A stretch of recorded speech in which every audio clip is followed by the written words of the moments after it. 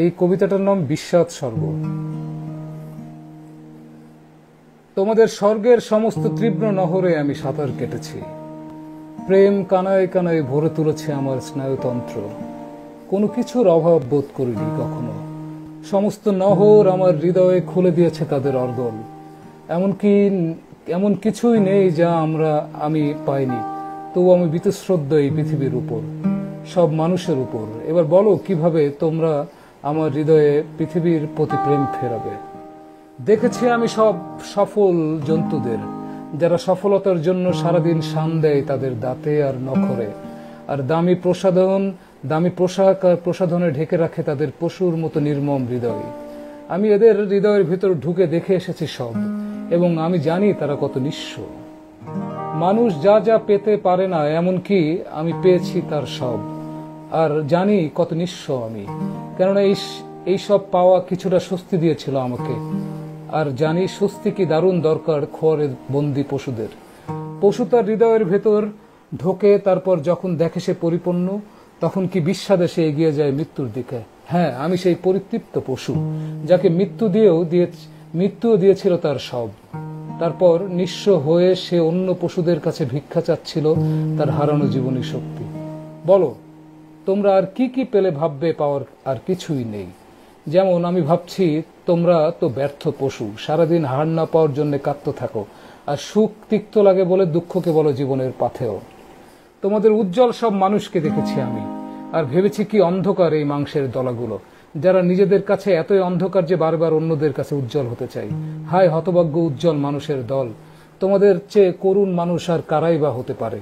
আর সেই সব উজ্জ্বল ভূত দেখা ছিচকাদুনে ব্যর্থ মানুষেরা, তোমরা এমন নির্লজ্জ আর বেহায় কেন? নিজের ভেতরে না তাকিয়ে অন্যের দিকে তাকিয়ে যারা পড়ে আছো গর্তে।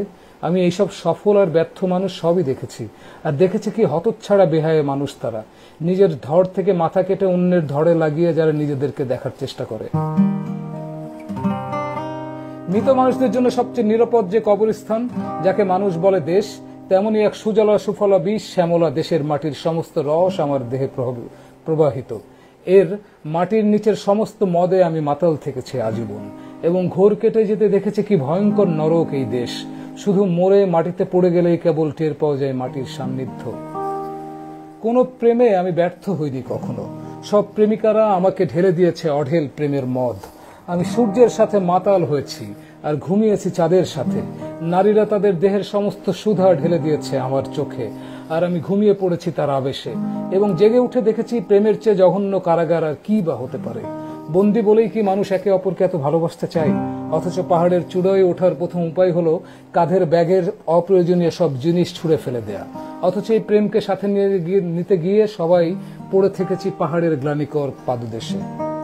মানুষ, জয় পরাজয়ের অনন্ত শেকলে বন্দী মানুষ, যারা সব প্রতিযোগিতায় জয়ের পুরস্কার হিসেবে তাই পায় তাদের মৃত্যু। আমি সবকিছু জিতেছি, আর জিতে জেনেছি কি জঘন্য এই জয়ের আনন্দ, কি বিস্বাদ তার পুরস্কার। জীবনে কিছু পেলাম না বলেই অপেক্ষায় থাকি মৃত্যুর পুরস্কারে। হায় হতচ্ছাড়ার দল, তোমরা মরবে আবার তোমাদের পুরস্কার নিচে চাপা পড়ে, এবং তোমরা তখনই এতই মৃত যে বোঝার মতো ক্ষমতাই নেই যে তোমাদের মৃত্যু হয়েছে। সফলতার সব রাজধানী দেখেছি আমি। কি করুণ ধোঁয়ায় ঢাকা সেই চিড়িয়াখানা, যেখানে নাগরিকেরা ভাবে বাঘ বন্দি খাঁচায়, আর বাঘ ভাবে নাগরিকেরা বন্দি আরো বড় কোনো খাঁচায়। বাঘ দেখার তবু দর্শনার্থী আছে, কিন্তু নাগরিকদের দেখার কেউ নেই, তারা নিজেরা ছাড়া। আমি সেই সব বড় বড় শহরের সব উঁচু উঁচু দালান দেখেছি, কি নির্লজ্জ। ভেতরে রিক্ত বলে দেয়ালে কত বর্ণিল রং, রংহীন প্রজাপতির মতো কি করুন তাদের শিশুরা। ডানা হারিয়ে নর্দমায় খুঁজছে রং, আর তার ভিতরে পড়ে গিয়ে হারিয়ে যাচ্ছে ম্যানহোল দিয়ে বিষাক্ত নদীর অতলে। এবার আমাকে বলো না আমি গর্বিত। তোমাদের পৃথিবীতে এমন কিছু নেই যা আমাকে গর্বিত করতে পারে, এমন কিছু নেই যা আমাকে আর আনন্দ দিতে পারে। এমন কোন নারীর চোখ নেই যার পলকের ভেতর আমি নিজেকে আড়াল করতে পারি। আমার চেয়ে কেউ আর শক্তিশালী নেই যে পৃথিবীকে ঘৃণা করতে পারে। সন্তের দল, তোমাদের চেয়ে বড় শয়তান আর কে আছে? তোমাদের কাছে গিয়ে আমি ভুলে গেছি পবিত্র বলে আর কিছু থাকতে পারে। হতচ্ছাড়া রাজনীতিবিদের দল, তোমাদের চেয়ে ভয়ঙ্কর মাংস খেকো রক্ত খেকো আর কে হতে পারে? তোমাদের সাথে মিশে বুঝেছি পৃথিবী আর যোগ্য নয় বসবাসের। কবি শিল্পীর দল, তোমাদের চেয়ে নির্জীব বস্তু আর কি হতে পারে? এতটা প্রাণহীন তোমরা যে সৃষ্টি করে হয়ে উঠতে চাও উন্নত প্রাণী, আর এই আকাঙ্ক্ষায় কারণ হয় তোমাদের নির্লজ্জ করুণ মৃত্যু। হ্যাঁ, আমার এদের সবার সাথেই দেখা হয়েছে, আর তারা সমীহ করেছে আমাকে, কিন্তু আমি এই 3 প্রজাতি থেকে দূরে থাকতে চাই, নিজের ভেতরে বিষের নহরের স্রোত ভুলে থাকতে। ইতিহাস আমার শরীরে ঢেলে দিয়েছে মোম। আমি জড়ো হয়ে আবার জ্বলে উঠেছি, তারপর নিভে গেছি নিজেরই ফুৎকারে।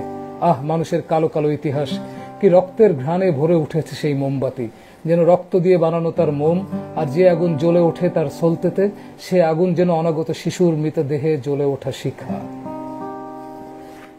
আমি সব দেখেছি, মানুষের যা যা ভালো হতে পারে, মানুষের খারাপের শীর্ষে বসে আমি তা দেখেছি, আর জেনেছি মানুষের আর কোনো আশা নেই।